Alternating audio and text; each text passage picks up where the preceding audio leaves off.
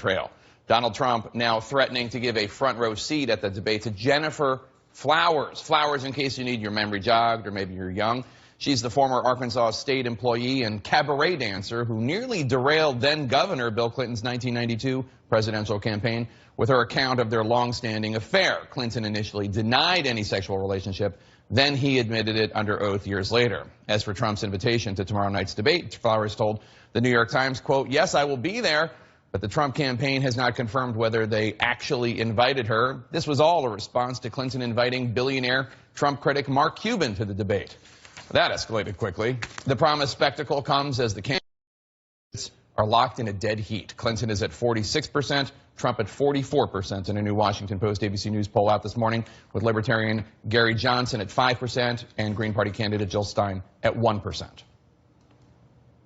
I'm joined now by the Trump campaign manager, Kellyanne Conway. Kellyanne, thanks for joining us. Appreciate it. It's my pleasure, Jake. So let's start, obviously, with tomorrow's big debate. Take a look at what Donald Trump tweeted yesterday. Quote, "If dopey Mark Cuban of failed benefactor fame wants to sit in the front row, perhaps I will put Gennifer Flowe right alongside of him." Afterwards, Gennifer Flowe, who infamously had an affair with then-Governor Bill Clinton, sent a text message to the New York Times saying, quote, "Yes, I will be there." Can you confirm if Gennifer Flowe is going to be at the debate as a guest of Mr. Trump? No, I cannot confirm that, and I can't believe how easily baited the Clinton campaign was. Basically, Mr. Trump was saying, look, if Mark Cuban's going to send out these texts that say the humbling at Hofstra and this is his big downfall, then Mr. Trump was putting them on notice that we could certainly invite guests that may get into the head of Hillary Clinton. But we have not invited her formally, and we don't expect her to be there as a guest of the Trump campaign. I did think it was really odd.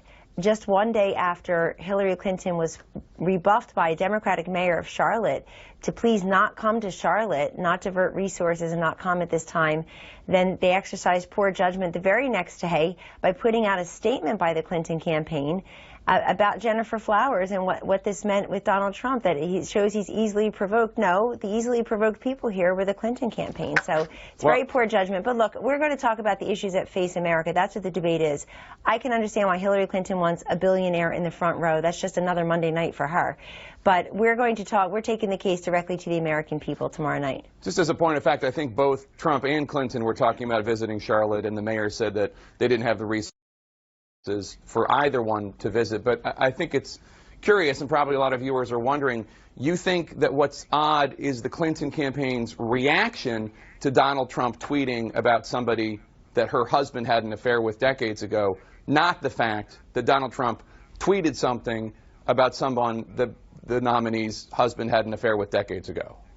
It seems odd. It seems odd that they would give it life and breath, since you just said 3 times in a row that Governor Clinton had an affair with her.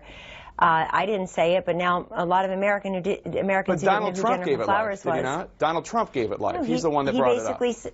Well, and they could have left it at that. What he said was, if she's going to do this as a way to bait him, then perhaps, if it was in his tweet, perhaps he'll invite Gennifer Flowe there, or have her sit in the front row.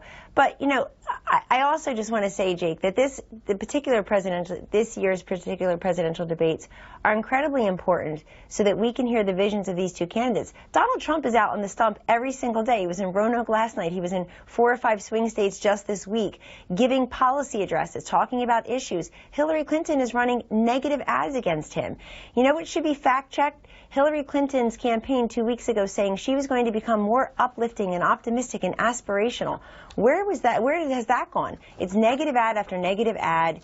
It's negative pieces of mail, phone calls, get out the vote programs. We're just not going to do that. We're taking our case directly to the American people tomorrow in this debate, and may I add, every single day out in the stump. But Kellyanne, it's hard to argue that Donald Trump hasn't been negative about Hillary Clinton. I want to ask you, in fact, is he planning on bringing up Bill Clinton's marital infidelity during the debate itself? This is something he has discussed on Fox News Channel and in other places, and it's something that he's talked about in speeches. Mr. Trump will answer the questions as asked by Lester Holt, the moderator, and he has a right to defend himself against anything that Mrs. Clinton, Secretary Clinton, may say in response. There's no plan to do that. I'm not going to reveal what we've been doing in our debate conversations, but the fact is that he has every right to defend himself. You know, he's always constantly attacked, and then the moment he counterpunches, and then people are just shocked that he would do that. He would try to defend himself. But he will answer the questions asked. We certainly hope that the questions go to policy, answer the questions that the American people have. They deserve and expect these candidates to be talking about the issues. You know, ABC, Washington Post came out with a poll overnight, Jake, that shows the issues that motivate Americans. They want these candidates to talk about the economy, terrorism, health care, immigration, national security. And so Mr. Trump is ready to have that conversation. You say he only counterpunches, and I know that that's kind of like the mythology of the Trump campaign, but the truth is he attacks people on their own all the time.